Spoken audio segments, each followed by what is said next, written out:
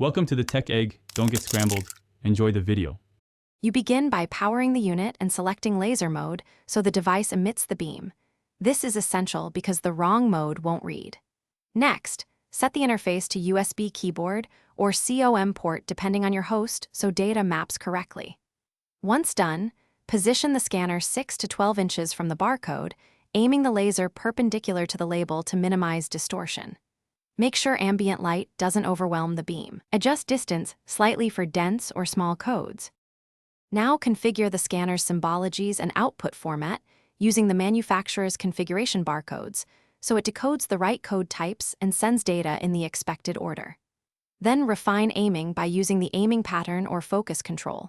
This matters because narrow, high-density barcodes need a tighter beam and steadier hold. Once configured, scan several known samples and watch the host input to confirm full strings and terminators are correct. If data truncates, recheck interface settings.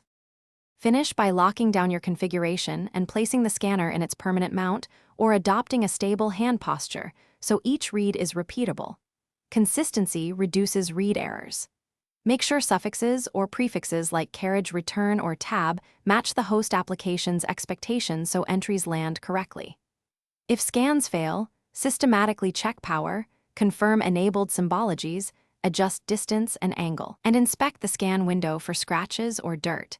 Clean or replace it to restore reliable reads. Thanks for watching. Consider subscribing if I helped unscramble your problems.